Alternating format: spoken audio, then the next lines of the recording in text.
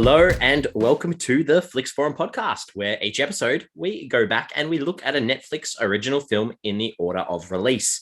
This episode, we have Netflix 153rd film. It's from 2019. It's a comedy. It's called Wine Country, and it's directed by Amy Poehler. It also stars Amy Poehler, Maya Rudolph, Rachel Dratch, Anna Gasteyer, Paula Pell, Emily Spivey, Jason Schwartzman, and Tina Fey. I am here with MJ. Hello, how are you?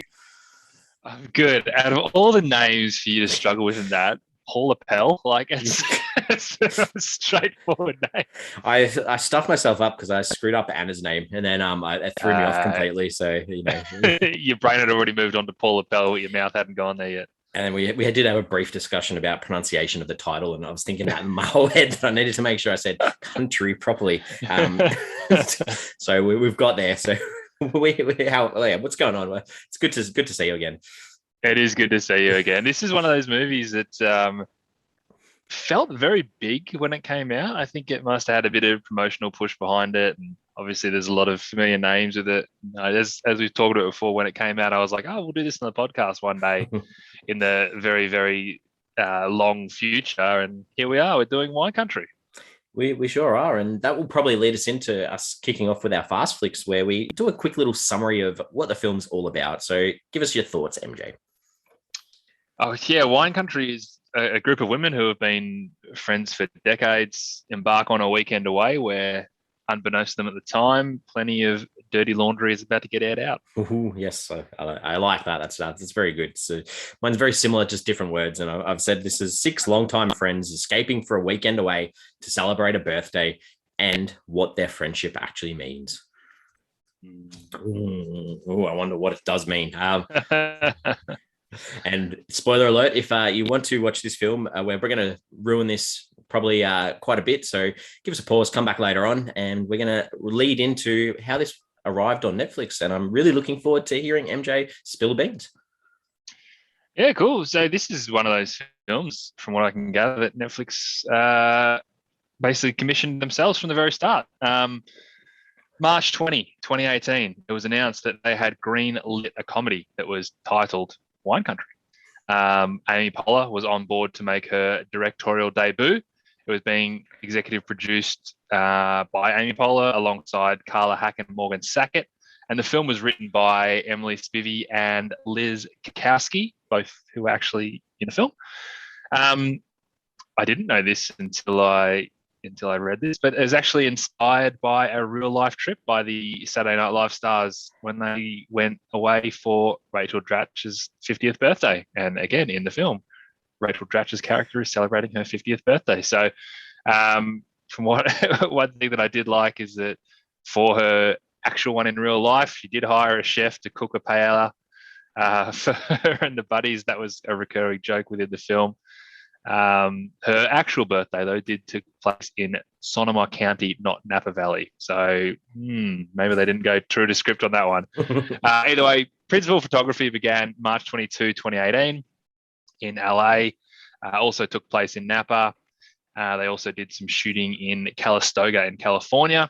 The filming reportedly ended early June in 2018. So it's quite a decent sized shoot. It actually sounded like it would have been a lot of fun to shoot.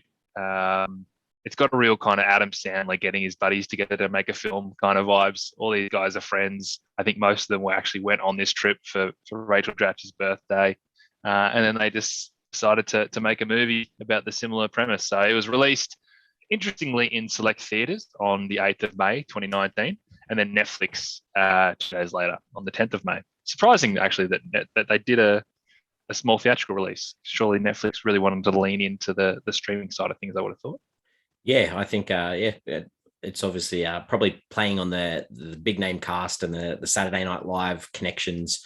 That maybe they thought, a couple of people, R-rated sort of comedy, come out, so R-rated in America, come out and see it if you're a big follower of some of these people, possibly. Yeah, true. Yeah, I've got a couple of other little bits and pieces to do with the film, I guess, where It is about obviously visiting lots of wineries, but unfortunately the cast didn't get the chance to get smashed every scene that they were in. They said they only drank wine in one actual scene.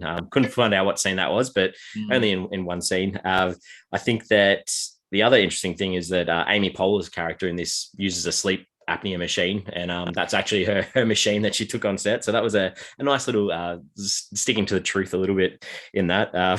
Last week you mentioned that you wanted to hear the tagline for a film, so I was like, oh yeah, I'm gonna work out what the tagline for this one is, and this one was "Friendship is a trip." So, oh, that's bad. I think this could be a regular occurrence now. I think the tagline. No, I like taglines. Yep. Yeah, they can be pretty ordinary. No, but they can be really good too. So the thing I love about taglines is I kind of had a job previously where I worked in advertising for new theatrical releases, and we would often work on a strategy as to how we want to market the film. And there's a whole host of processes that you go down to find out what that strategy is going to be, and then you end up with basically it's like a tagline as to how you're going to market the film. And it's funny how often that tagline actually coincides with the tagline of the film, because in a sense that tagline is a way of marketing the film.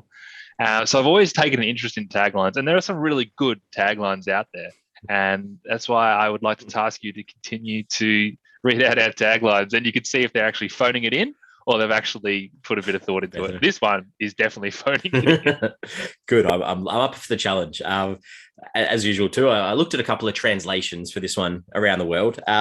In a lot of Spanish-speaking places, so like Argentina, Mexico, Brazil, it was called Between Wine and Vinegar, which I thought was a very interesting. I don't know if that's because wine goes off, so the friendships are going off and it turns to vinegar. I don't know if that's what they were going with. I thought that was interesting.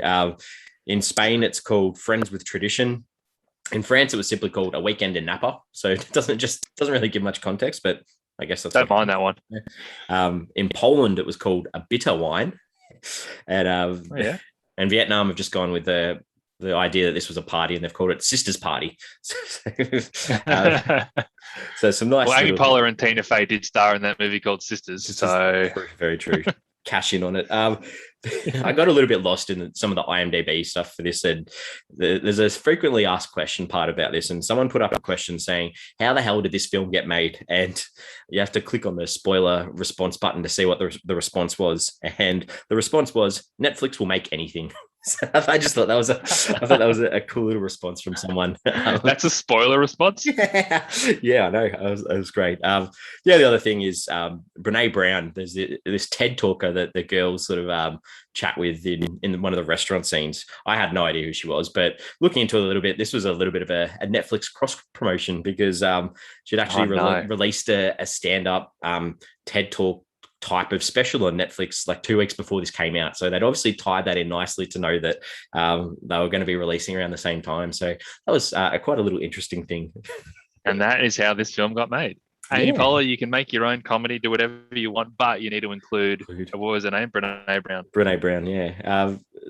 Like you mentioned before, did have a theatrical release, and it was nominated for one award at the California on Location Awards for the Location Team of the Year for a studio feature film. Another film we've covered was actually nominated for the same award, Triple Frontier, and it was won by Captain Marvel in the end. So interesting little thing there. But that will lead us to the consensus time, I think. What have you got for what people are saying about this? Yeah, it's kind of middle of the road to slightly under par. 5.5 out of 10 on IMDb, 20,000 ratings. 2.6 out of 5 on Letterboxd, nearly 26,000 ratings. And I think we're getting to a point now where Letterboxd is just becoming quite mainstream. And I like it. The fact that there's more ratings on Letterboxd, and now Letterboxd is a platform that you are encouraged to rate movies, whereas IMDb is more of a movie database, as is in the title. But a movie like Wine Country, which feels very, very mainstream, having more ratings on Letterboxd and IMDb is cool. Letterboxd is becoming a real thing. I love it. It's a good point. I enjoy that point too. Rotten Tomatoes, the critics, 86 people, 86 critics had seen it. So it sits on fresh, not certified, 66%, so only just fresh. The audience had it a lot lower. Audience had it at 30%. That's on over 500 people. So very, very low for Rotten Tomatoes, 3 out of 10. Like that's the lowest out of all of them. So yeah, interesting thoughts there. What are your early thoughts for this one? I enjoyed it more than I thought I would. I mean, we spoke last week. This is probably not a movie that's aimed at you or I. And there were some scenes and some moments that I understood the relatability of it. I just didn't connect with it because it just wasn't for me. And I often thought, like, I reckon if my mum was watching this, she'd probably be laughing right now. And that's not to say that there weren't some real shockers in this film. And if you want to break it down, you can find some really bad moments. But I weirdly reflect on this film a little bit more fondly than I probably should. So maybe don't let me dig too deep on this one because I might find out that I really didn't like it. Let's see if we can change your rating at the end and see if we can adjust it. I'm very, very similar here. Obviously, not the demographic for this film. And I think that if you have to work really hard to try and find some laughs or some laugh out moments when you're not that demographic, it makes it a lot harder to connect with it. And unfortunately, the jokes just weren't really landing for me. The jokes, talking about the jokes, I think they seemed like a whole bunch of in-jokes that the cast had amongst themselves. And I sort of felt like an outsider that wasn't involved in those jokes or those good times they were having. I think that's probably, where I'm feeling a little bit left out on this one. Whether they're in-jokes or they're jokes that a 50-year-old woman and her friend would get, I kind of felt the same way. Like, I get why it's funny, but I don't think it's funny. But I chuckled a few times. I definitely didn't laugh, but I did like I wasn't expecting. Good. All right, good. Yeah, that was a good laugh. Let's look at some characters in this one. I think we've got, and this is another one of those films, I guess, where they have a big cast that you're trying to focus on. So there's 6 of these main characters that we're following and trying to learn a little bit about each one. So what can you fill us in on some of these characters? Well, before I talk individually about characters, I have a theory that this film actually would have worked better if there was one big issue that didn't necessarily need resolving, but it was just part of the group. One big issue, because I started to lose focus on what was the big picture play here. I know that there was a level of just the friendships, trying to be honest with each other and airing out their own concerns and issues. But initially, I thought that like Abby losing her job was this big thing, and they kind of do this big reveal, but then it doesn't really go anywhere either. And then you sort of think that Naomi's blood test results is going to be the main thing, but that doesn't really go anywhere either. And then Catherine's TV show opportunity is constantly addressed and probably given the most airtime, though it never really felt that important. And then it kind of fell flat anyway. And then you could argue that Rebecca eventually planning to leave her husband is huge. But again, it kind of gets lost in all these other issues that are going on. I understand that it's important to give characters their own motivations, and I respect them for doing that, because often we criticize movies that don't have 3-dimensional characters and they only exist in the main protagonist's world. But in this case, I think all these characters having one really big issue each kind of diluted the whole story. So I still want to talk about the characters individually, but I just want to preface it by, I think that overarching issue made things a little bit harder for me. What do you think about that? Yeah, I agree with what you're saying, because I think that if they had have made a much clearer connection with each of the issues of each of the characters being to do with growing old or becoming, or getting on in age and in life, then maybe being honest with each other, whatever it is. If you stick with that one underlying issue with each of them, then maybe it would have landed a little bit better. Yeah, good point. Yeah, I just was kind of like, okay, well, shit, we got this big issue. Oh, we got this big issue. And like, I'm trying to watch a comedy here. And anyway, we'll start with Abby, who's played by Amy Poehler. And I like Amy Poehler. I love Parks and Rec. And I was kind of curious to see what else she could do, particularly with the creative control of being director. But this is literally just like Leslie Knope from Parks and Rec on a girls' weekend. And it was fine. But I've just said it all before, and I was kind of just like, all right, next. I'm done with this Amy Poehler humor a little bit. Like, she's still funny, but yeah, it didn't really do much for me. Yeah, it's almost waiting for Aziz to just pop up in the background somewhere and make some sort of random reference. But yeah, I think you're exactly right. It's that same character, that uptight character that is too scared to step away from that routine or the scheduling and not having fun because of that. And that was clear in her. Yeah. And Rebecca, obviously it was her birthday weekend. We never really go into the whole husband thing. It's kind of like a bit of a joke that everyone comments on it every now and then, like, oh, your husband this. And then at the end, she's just like, oh, yeah, he's a jerk. I'm going to leave him. Oh, yeah, I slept with Devon. Like, it's like, what? Like, I don't know. Like, again, just a really big issue that just kind of got lost in all the other issues. And I don't have much more to say about Rebecca, unfortunately. Yeah, the whole idea of feedback with her, that was probably the one part about her that, you know, that was that constant that you could see. And I don't know whether they were trying to play on that idea that she's not very good at taking feedback herself on her relationships and who she is, considering that, you know, she was a psychoanalyst or something. That was her profession. I didn't know that until really late. Yeah. True. I think that her being she was the catalyst of this party. She's the catalyst of turning 50. So she's that representation of age and that fear of age. And I think that her character did a good job of deflecting that throughout, with, you know, wanting everyone to have a good time and trying to deflect the issues in her life, I guess, even though she didn't get as much time as some of the others. Yep, that's fair. Yep. I got Catherine. Catherine actually felt like a complete outsider. Like, I made me wonder if they actually wanted her there. I was kind of waiting for this proper reconciliation where you would truly feel that she was part of the group, but I never actually got that. Even at the end, I still felt like she was an outsider. And that's great that she's dedicated to her work, and that's something that she's actually passionate about. I think that shouldn't be lost on anyone, that's still a good thing to do. And then she realized that friendship's important as well. I still didn't feel a connection that she had with the rest of the group. No, and I think they do lots of these side comments about, you know, oh, you didn't book for me because you didn't think, you know, all that sort of stuff. And the one thing that I grasped from her was that she's gone into this frozen pizza business with food because of that connection she's had with a friend. So I think like what you're saying, I would have liked a little bit more of that reconnection with her, because even her giving up on that reality TV show she didn't necessarily need to give up on that, because it wasn't like she had an alternative that she was going to go do something else. It was like, cool, let's take this opportunity, but I can still be with my friends. Like it didn't make sense that she just gave it up anyway, because she spent the whole film being so focused on it. Yeah, it's not like they're going to go on trip every second week now because she's not doing a reality TV show. Yeah, exactly. You can do both. Naomi, played by Maya Rudolph, she actually felt quite real. The character, the mum, still likes to sort of break out with her mates. I think, sadly, the Maya Rudolph humor that I'm generally all in for fell really flat in this film. I didn't think that. Interestingly, I thought Amy Poehler and Maya Rudolph's characters are probably the least funny out of them all, which is a bit of a shame because they're probably the draw cards. But there was something nice and comforting about this Naomi character. I think it kind of did work for me.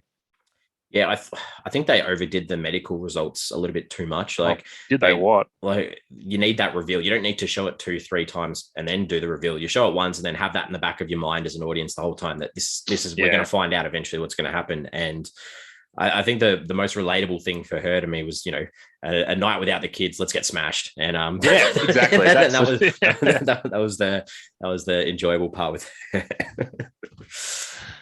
All right, Val. Now, Val, this is my girl. I thought that she was hilarious, and from about 20 minutes in, I actually got disappointed when she wasn't in a scene. I loved that she seemed to be quite a good friend. She did all the right things. She had this boisterous sense of humor that I thought was really, really funny, and she had a enjoyable enough storyline. In fact, you know what? Maybe why I liked her is because her issue that she had, which was that she just wanted to hook up with someone, wasn't that big an issue. So it didn't dilute from anything else. Maybe that helped as well. But I just thought she was really funny. I really enjoyed Paula Pell's performance as well. thought you were going to like her because she reminded me very much of a character in Little Evil that we covered a while ago. It was like the real tough, gruff, sort of like truck driver. Oh, that's right. And I remember, yeah. I remember you, and I was like, this is a similar sort of character. So I thought you might like her. They were similar, and she was great too. Yeah. Yeah, I like that idea. She was like her part about her age is that she's had her knees done and do cartwheels and stuff. I was like, I don't know if that was necessarily needed. I was probably the most disappointed in her mini arc, I guess, out of anyone, because I thought that the connection she was building with that Jade character was quite good, and I was just extremely disappointed that in the end she tried to charge her for a hookup, and I just didn't sit right with me at all. Yeah, I agree. That Jade character just flipped completely from the when she was a waitress to when she was at the art show. It was like a different person. That bothered me. Yeah, agree. My dad actually had knee surgery yesterday, and I'm gonna send him the clip of Val with her new knees. Like, I'm looking forward to seeing you doing this. Jenny, Emily Spivey. So Emily Spivey actually wrote the screenplay. So Jenny, I thought she was pretty funny too, actually. The whole detached, anxious type of humor kind of worked on me a little bit. I thought she was a lot more subtle than others, but I think she was a good fit. And it's interesting that I like Jenny and Val the most because they're probably the most complementary pieces to the rest of the group. And I think without overdoing either character, both worked quite well. Yeah, I just would have liked some further insight into why she was so scared of everything. I don't know. I didn't get why she was so overly anxious and everything. But I agree. Like, though, that did lead for a couple of humorous moments, I guess. I've got Tammy, Tina Fey's character, and Tina Fey really went all out with Tammy. And initially, it felt super unnecessary, this character, but I gradually kind of warmed to her, and I actually would have preferred it if she was genuinely happy with her own company and avoided them trying to integrate her within their group, because I think it would have actually been funnier if she was just like, no, I don't want to hang out with you guys. Stop trying to make me. But I feel like everyone seemed to have their own issue they needed to resolve, and that's why they just made sure she had one as well. When she was drinking wine with them at the end, I was like, no, Tammy doesn't need this. Tammy's balls and all, whatever she wants to do. Like, I thought that would have been really funny, and I think they missed a beat with that. Yeah, apparently Tina Fey was meant to be one of the main characters, but she had like a scheduling conflict. So to me, her getting there at the end, just drinking with him, is just like, cool. Let's. That was probably the scene where they actually were drinking real wine, because it's like, oh, Tina's done one day of work. Let's celebrate with her tonight. Because Rat buddy. Yeah, I had this in my takes for a little bit later on, but for me, and it might be a bit controversial, I just didn't feel like this character suited her at all, and to me, she just felt really off. I just didn't feel her at all, and it was like almost a waste of space. Yeah, it was a bit like that. Especially when that first scene when she was on, I was like, do we need this? Why do we need anyone showing them the house? Like, do you just want Tina Fey in this movie is what it felt like. And it'd be fine if they were trying to promote that idea. You can be okay by yourself. You don't need to they didn't follow that through with anyone else, so it didn't really but it wasn't even the issue was that, by the way, Tammy's got her own issue as well, and we're going to solve this one too. Like, I've got enough issues with you women to sort out. We don't need to add another one. Yeah, exactly. All right, director Amy Poehler. We've talked about her as a character. Obviously, better known for performances. 91 separate acting credits, which is pretty cool. 6 directing credits. Few episodes of Parks and Rec. Did a TV movie called Dumb Prince in 2016.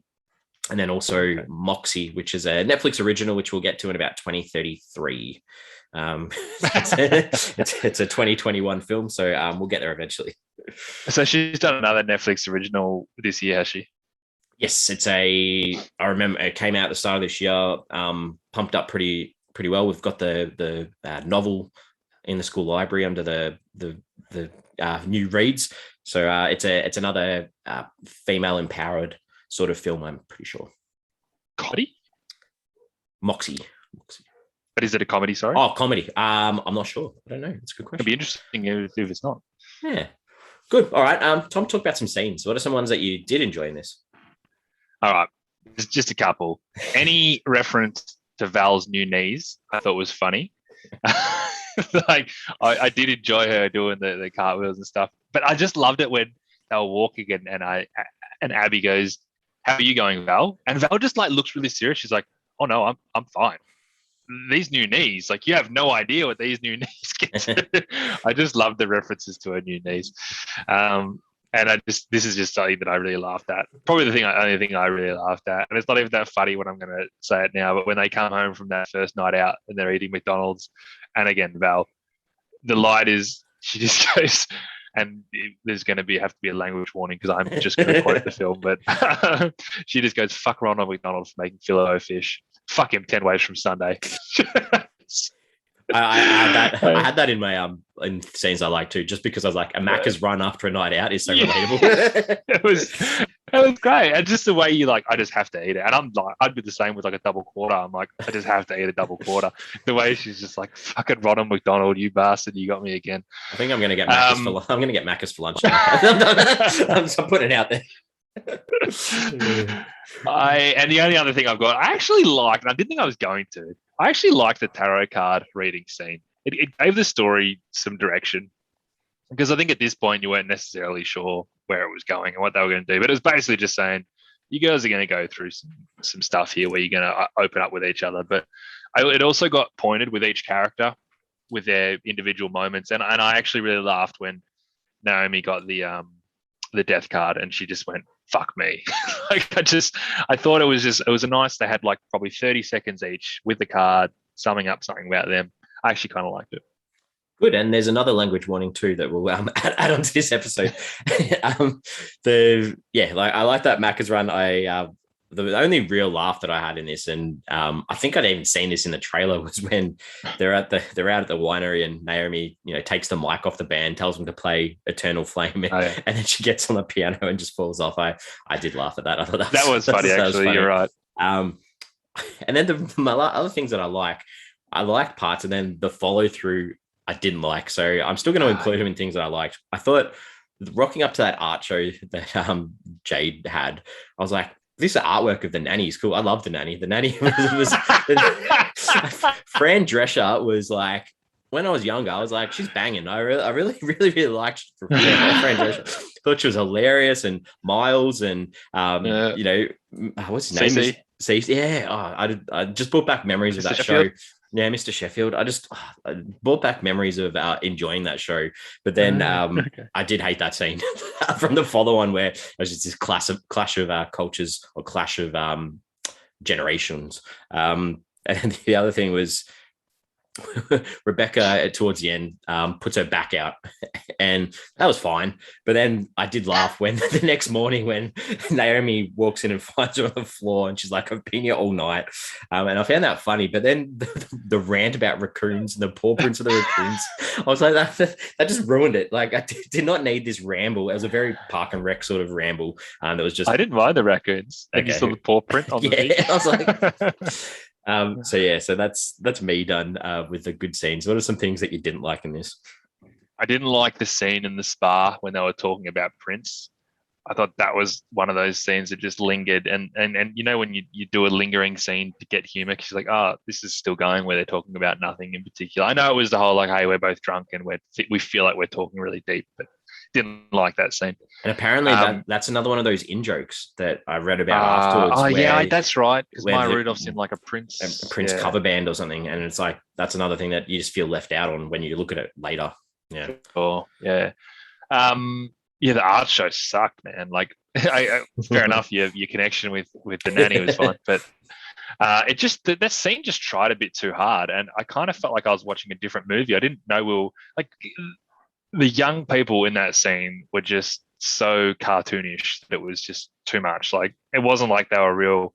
They were looking at them like they were people from the wild, and they were just like, oh, look at these people and their theories and how ironic this is. Like, it didn't work for me at all. And again, I hated the fact that Jade just turned to a different person. They were so pretentious and we'd never seen any moment of Jade in, that she seemed to be getting along with them so well at the restaurant and everything, that we'd never seen a moment where you'd think that she was like that.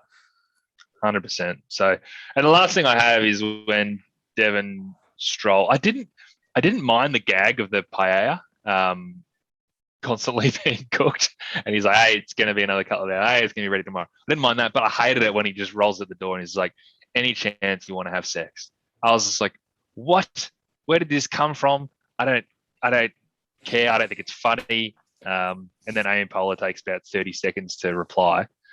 I didn't like that scene. And her reply, I can't remember off the top of my head exactly what it was. It was just not a good reply either. It was like sure. Yeah, it was like fine or something like that. And I was just like, yeah, it was not good. And I didn't like his follow through at the end where he's something about like, oh, my job's been done. I'm like, I didn't even know that your job was to make sure that these guys were friends. That was never highlighted at all. Your job was literally to sleep with them. And I think that was supposed to be a gag though. That he thought it was his job when it actually just like wasn't.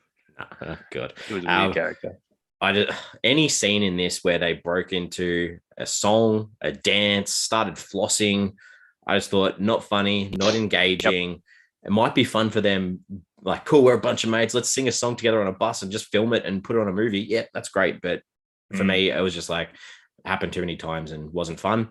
And I know that you like this, but the tarot card reading for me, it was just too in your face, putting word for word exactly what each character was going to face or what they were facing. Yeah. And I think that in a film that where you've already done that intro where you have multiple flashes between each character and what they're doing and what they're up to, you sort of switched on already through what's going on, that I just didn't need that explicit reading as well. I get that. This film can get away with it because it's not cerebral enough that it can do stuff in your face. And I think the only reason I liked it is because I actually found a little bit of funny as well. Yeah, and that's the payoff for that scene is that it tries to make it humorous. And where Jenny just sort of cuts and she's gone, like that sort of pays. That was funny. Yeah, exactly. All right, well, what's this one trying to say? What are some themes or some ideas? Dare we say friendship is quite a big part of this film, but it's the whole idea of honesty in friendship, and this is a good one for, you don't have to be a 50-year-old woman to be able to relate to that. That's you can be a 15-year-old male and still, the idea of honesty in friendship is really important, and I think they all genuinely want to be there for each other, but they need to be brave enough to ask for help and admit that things aren't going well. Like the way that when Abby revealed that she had lost her job, just the way that they reacted was so genuine and full of humility, and they wanted to be there for her, but they didn't know anything was wrong. I think in essence, these are all really good friends with each other. Whether you just go in like a friendship group rut or something like that, because I think you find with your close friends that whenever things go wrong, they are there for you no matter what. Things don't have to be horrible for you to admit that something's wrong. You can just be there.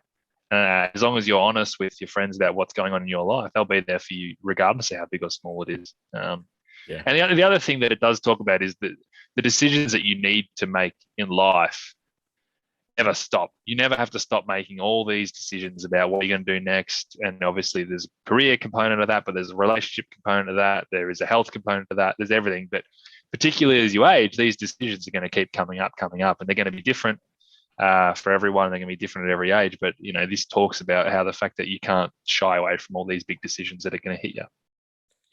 That I'll lead into that first. That idea that you've just spoken about, where they said this, age isn't just a number, and I guess it's a bit of a change up from a lot of the films that we have looked at on this podcast, where we're looking at a lot of films where it's about growing up or taking that next step in society. Where this is that one where it's that change up where you're looking at where do I go next in my life, rather than I'm becoming an adult, where these guys are already adults, and it's that situation of what's our next stress or what's our next issue. But leading back into like when you were talking about that friendship idea too, like, and maybe it's more American centric, where a lot of people move off to different cities to follow their careers and things. But that idea of sometimes you do just need to reconnect or switch that dial to reconnect like old times, because sometimes you do drift off a bit, and it's harder to, when you have that time away from each other, to come back in and be like old times, because so many things have happened in between that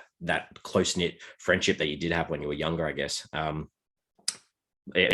and nice. that too, with that communication as well, they do it a fair bit. Whereas, and they did it in one scene in that restaurant, everyone's on their phones too, and for these people to connect, and for their friendship to regrow, and for them to work out and talk and communicate with each other, they need to put down those devices. And I like that, actually. Yeah, good. All right. Well, what did you take away from this film? I didn't take away too much. I think the one thing I did take away the most was probably Paula Pell, and how I probably want to see her do more stuff and see if that comedy translates, because I thought she was very funny. And probably that combined with the fact that Amy Poehler doing the same thing again and wanting to see her do more. But if someone talks to me about Wine Country, I'm probably going to say, well, if you've seen Parks and Rec, you've seen Amy Poehler's character. Yeah, true. But yeah, they're probably the two main things I take out of it. Yeah, we've already covered what I was going to talk about, I guess, where Tina Fey's character didn't work for me, and the other one were these unresolved issues, I guess, with the characters, and in particular with Rebecca and her husband Brian. He was just this gamer that sat there and did nothing, and there was no resolution. I would have liked to have seen. Well, that's all we saw of him as well. That's the problem. Like, it's not like we saw him being this absolute asshole. No, but they told us enough that he was a horrible guy. So I just would have liked some final resolution that, he's gone. That's about it. Well, she slept with Devon, Jesse. So see, and I didn't. That it's like a takeaway comment that I was like, was that just a joke that she's like, oh yeah, I did as well, or was it actually? I don't know. I think it was like almost meant to be just a gag, but then also if you want to leave with a resolution of Rebecca moving on from her husband, that's what you're getting. We're going to give you this bone. Take it. Yeah, true. Time to talk about IMDb. Did you go on to IMDb to look anyone up throughout this? There's a lot of people in this film that I knew, so obviously didn't do it for them. But again, Paula Pell I jumped on because I didn't know her.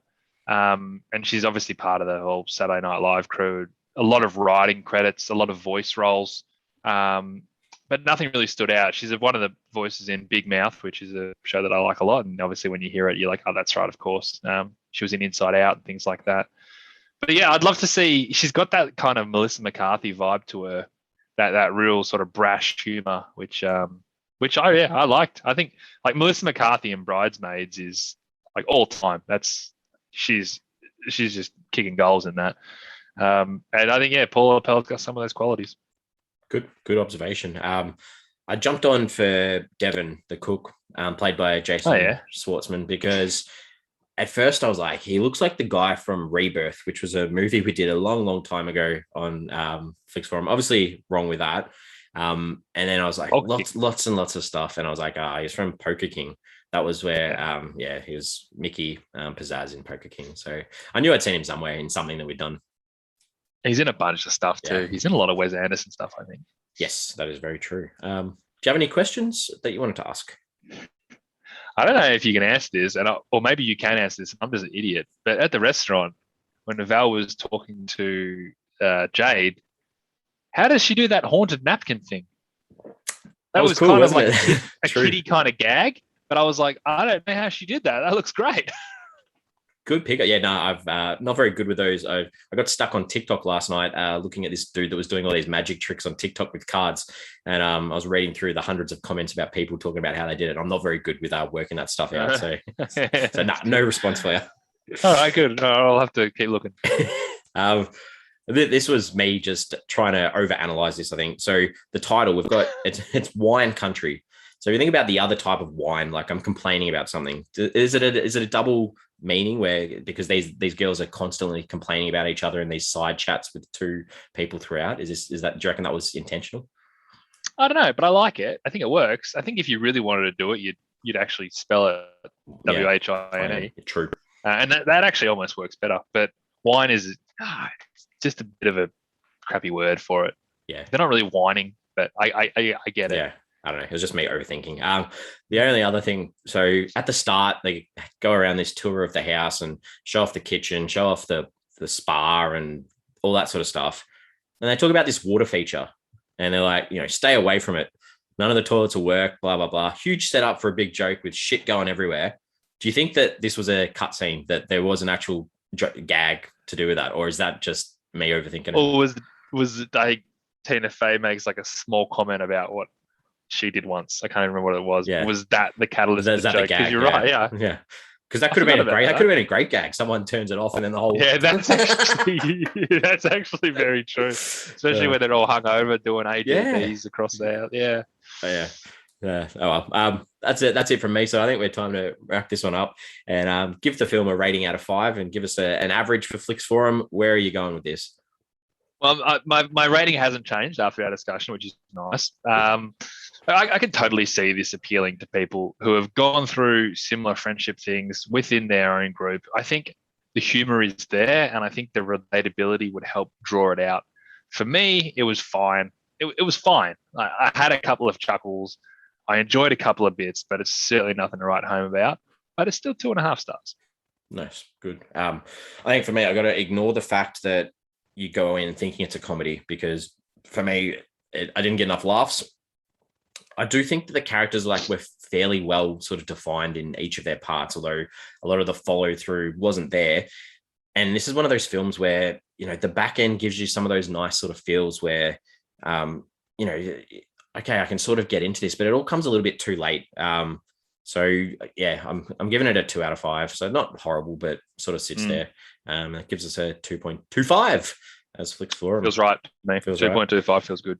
Good. We're on social media, Twitter, Facebook, Instagram. Hit us up if you can. This question for social media is, what's your choice, red or white wine? If you have to pick one. Not a huge wine man, but so I would probably go with red. I'm a champagne man. If you wanted a, well, that's white. I love champagne. Yeah, but I don't like a Savvy Bee or anything like that, but I do like a sparkling. Yeah, I'm not a big wine drinker. The acid in it gives me asthma really badly. So, but if I do have a glass, I'll jump on the red. I think that's give me a Pinot, and I'll knock back a few of those. Just don't mix them in with the beers, otherwise you get a big headache the next day. Drinking lessons with Jesse. Well, I feel like I've spoken a bit about drinking today. I'm not an alcoholic, I promise. This is a movie about yeah, true. Next week, we're back again with another Netflix original film. And this one is, again, from 2019. It's a drama. It's called Good Sam. It's directed by Kate Melville, and it stars Taya Sikar, Chad Connell, Marco Grazzini, Jesse Camacho, and Mark Camacho. Brothers, twins, I don't know, but we'll find out. Good Sam. Never heard of it. Let's see how we go. Yeah. So as usual, thank you for joining me today and having a chat about this film. Thank you. No, it was a lot of fun. I didn't hate watching it. It was all right. Good. And I'll see you next week. You will. See you then.